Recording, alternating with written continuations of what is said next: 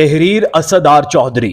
कोहिनूर हीरा जिसके लिए जंगें छिड़ गईं, जिसके हुसूल के लिए सर काटे गए। क्या है इस कोहिनूर हीरे में, जानते हैं आज की कहानी में। कोहिनूर हीरे की कीमत जानकर आप दंग रह जाएंगे। कोहिनूर हीरे की तारीखी अहमियत, मुनफरिद खुसूसियात और इस हकीकत की वजह से इसकी कीमत का सही अंदाजा लगाना मुश्किल है, क्योंकि ये बरतानवी ताज के जवाहरात का हिस्सा है जिन्हें अनमोल समझा जाता है। ताहम अगर हम इसकी जिस्मानी खुसूसियात की बुनियाद पर इसकी मालियत का अंदाजा लगाने की कोशिश करें तो ये अब भी एक इंतहाई कीमती जवाहिर होगा। कोहिनूर हीरा एक बेरंग हीरा है जो अपने साइज और वजाहत के लिए जाना जाता है। इसके सही वजन में कई सालों में रीकटिंग की वजह से तब्दीली आ गई है, लेकिन ख्याल किया जाता है कि ये अपनी मौजूदा शक्ल में तकरीबन 105.6 कैरेट्स है। हीरों की कदर आम तौर पर 4CS की बुनियाद पर की जाती है: कैरेट, वजन, रंग, वजाहत और कट। कोहिनूर के गैर मामूली साइज और कयास के मयार को देखते हुए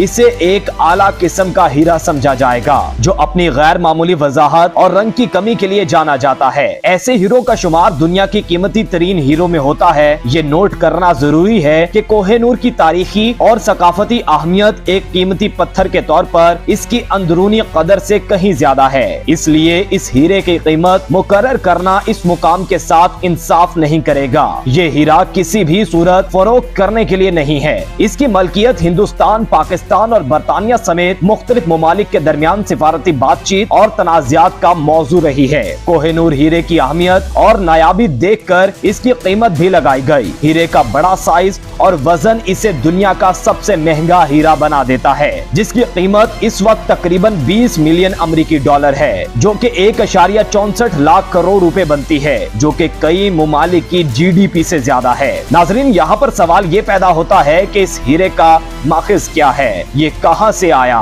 कोहिनूर के बारे में कहा जाता है कि शायद तुर्कों ने इसे जनूबी हिंदुस्तान के किसी मंदिर में से बुत के आंख से निकाला था। कोहिनूर का पहला सरकारी जिक्र सन 1750 में नादिर शाह के हिंदुस्तान पर हमले के जेल में फारसी मौरिख मोहम्मद मरवी ने किया है। मरवी लिखते हैं कि उन्होंने कोहिनूर को अपनी आंखों से देखा था। वो उस वक्त तख्ते ताउस के बलाई हिस्से में जुड़ा था, जिसे नादिर शाह दिल्ली से लूटकर ईरान ले गया था। कोहिनूर मुर्गी के अंडे के बराबर था और कहा जाता है कि इसे फरोख्त करके सारी दुनिया के लोगों को 2.5 दिन तक खाना खिलाया जा सकता है। तख्ते ताउस को बनाने में ताजमहल के मुकाबले में दुगना रकम लगी थी। बाद में कोहिनूर को तख्त से निकाला गया ताकि नादिर शाह इसे अपने बाजू पर बांध सके। कोहिनूर हीरे के साथ इसी तरह बहुत सी रवायात मंसूब हैं। ये भी ख्याल किया जाता है कि इसके कानकुनी हिंदुस्तान के इलाके गोलकंडा में हुई थी, जो 13वीं सदी के अवाइल में हीरे की कानों के लिए मशहूर था। कोहिनूर हीरा मुगल बादशाहों के दरबार का हिस्सा भी रहा।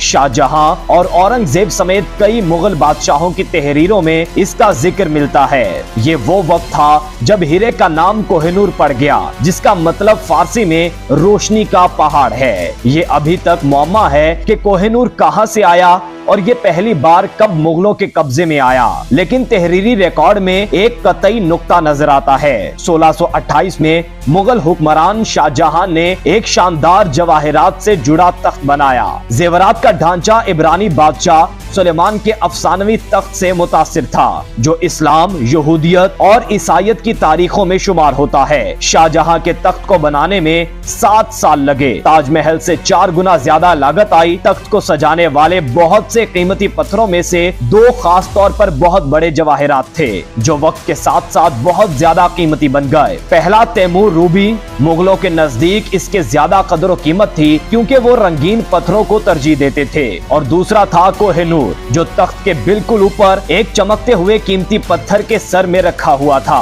म्यूर तख्त की तख्लीक के बाद 1 सदी तक मुगल सल्तनत ने हिंदुस्तान और इससे बाहर अपनी बालादस्ती बरकरार रखी। ये एशिया की अमीर तरीन रियासत थी। दारुल हुकूमत दिल्ली में 20 लाख अफराद आबाद थे, जो कि लंदन और पेरिस की मुश्तरका आबादी से ज्यादा थे। लेकिन इस खुशहाली ने वसती एशिया के दूसरे हुक्मरानों की तवज्जो अपनी तरफ मबजूल कराई, बशमूल फारस के हुक्मरान नादिर शाह के। मुगल बादशाह मोहम्मद शाह रंगीला के दौर में नादिर शाह ने मुगल सल्तनत पर हमला कर दिया। नादिर शाह ने करनाल के करीब अपने 1.5 लाख फौजियों के साथ मुगल बादशाह मोहम्मद शाह रंगीला की 10 लाख फौज को शिकस्त दी थी। दिल्ली पहुंचते ही नादिर शाह ने ऐसा कत्लेआम करवाया जिसकी मिसालें तारीख में शाज़ो नादिर मिलती हैं। नादिर शाह ने इस शर्त पर यह कत्लेआम रोक दिया कि दिल्ली छोड़ने से पहले उन्हें 100 करोड़ रुपए दिए जाएं। नादिर शाह ने कोहिनूर के हुसूल के लिए कोशिशें शुरू कर दी। दरबार की एक रकासा नूरबाई ने नादिर शाह को खबर दी कि मोहम्मद शाह रंगीला ने कोहिनूर को अपनी पगड़ी में छुपा रखा है। ये सुनकर नादिर शाह ने मोहम्मद शाह से कहा कि आइए दोस्ती की खातिर आपस में अपनी पगड़ियों का तबादला कर लें। इस तरह कोहिनूर नादिर शाह के हाथ आया। जब उन्होंने पहली बार कोहिनूर को देखा तो वो देखते रह गए। उन्होंने इसका नाम कोहिनूर यानी रोशनी का पहाड़ रख दिया।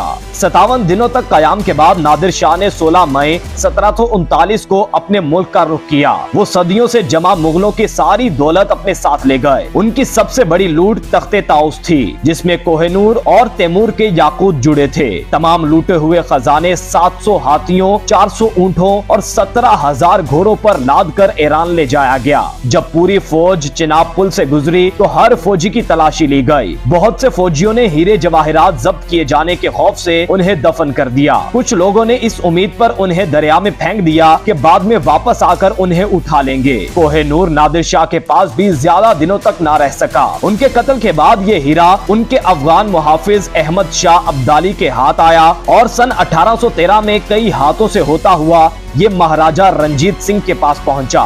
महाराजा रंजीत सिंह इसे दशहरा, दिवाली और बड़े त्योहारों के मौके पर अपने बाजू पर बांधते थे। जब कभी कोई अंग्रेज ऑफिसर उनके दरबार में आता था तो उसे ये हीरा खास तौर पर दिखाया जाता था। जब भी वो मुल्तान, पेशावर या दूसरे शहरों के दौरे पर जाते, कोहिनूर उनके साथ होता। रंजीत सिंह का 1839 में इंतकाल हो गया। सन 1843 में इक्तदार की तख्त जिदोजहद के बाद 5 साला दलीप सिंह को पंजाब का बादशाह बना दिया गया। लेकिन दूसरी एंग्लो सिख जंग में अंग्रेजों की फतह के बाद उनकी सल्तनत और कोहिनूर दोनों पर अंग्रेजों ने कब्जा कर लिया। दलीप सिंह को अपनी वालिदा से अलहदा कर दिया गया और उन्हें एक अंग्रेज जोड़े के साथ रहने के लिए फतेहगढ़ किला भेज दिया गया। लॉर्ड डलहौजी कोहिनूर लेने बजाते खुद लाहौर आए। हीरे को वहां के तोशा खाने से निकाला गया और डलहौजी के हाथों पर रखा गया। उस वक्त उसका वजन 190.3 कैरात था। लॉर्ड ने कोहिनूर को जहाज के जरिए मलका विक्टोरिया को भेजने का फैसला किया। जब कोहिनूर लंदन पहुंचा तो बरतानवी आवाम के लिए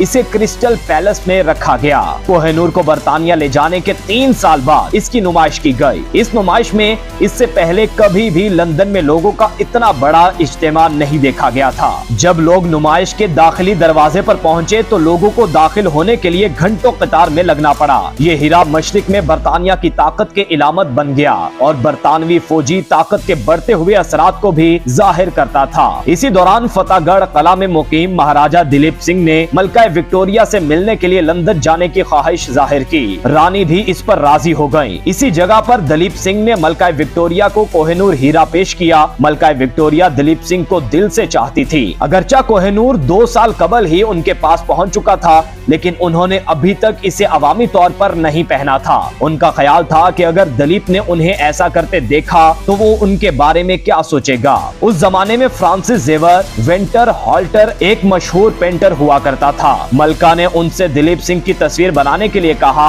जो वो अपने महल में लगाना चाहती थी। जब दिलीप सिंह बकिंगम पैलेस के सफेद ड्राइंग रूम में बैठे स्टेज पर अपना पोर्ट्रेट बनवा रहे थे तो मलका ने एक सिपाही को बुलाया और उससे एक डब्बा लाने को कहा जिसमें कोहिनूर रखा हुआ था। उन्होंने दिलीप सिंह से कहा कि मैं आपको एक चीज दिखाना चाहती हूँ। दिलीप सिंह ने जैसे ही इसे देखा उन्होंने कोहिनूर को अपने हाथों में ले लिया। खिड़की के पास ले जाकर उसे रोशनी में देखा। उस वक्त तक इस कोहिनूर की शक्ल बदल गई थी और उसे काट दिया गया था। अब ये कोहिनूर नहीं था जो दिलीप सिंह पंजाब के महाराजा के तौर पर पहना करते थे। थोड़ी देर कोहिनूर देखने के बाद दिलीप सिंह ने मलका से कहा, योर मैजेस्टी, मेरे लिए ये बहुत एजाज की बात है कि ये हीरा मैं आपको बतौर तोहफा दूं। मलका विक्टोरिया ने हीरा उनसे लिया और अपनी मौत तक इसे मुसलसल पहनती रही। मलका विक्टोरिया के बाद उनके बेटे किंग एडवर्ड हश्तम ने कोहिनूर को अपने ताज में नहीं लगाया, लेकिन उनकी अहलिया मलिका अलेक्जेंड्रा ने अपने ताज में उसे जगह दी। कोहिनूर के साथ एक तोहम परस्ती फैल गई कि जो भी इसे छुएगा वो बर्बाद हो जाएगा, लेकिन खवातीन को इसे पहनने में कोई दुश्वारी नहीं थी। बाद में मुस्तकबिल के बादशाह जॉर्ज पंजम की अहलिया शहजादी मैरी ने भी इसे अपने ताज में लगवाया था, लेकिन इसके बाद मलिका एलिजाबेथ दोयम ने कोहिनूर को अपने ताज में जगह नहीं दी। आजकल दुनिया का सबसे मशहूर हीरा टावर ऑफ लंदन के जेविल में रखा हुआ है।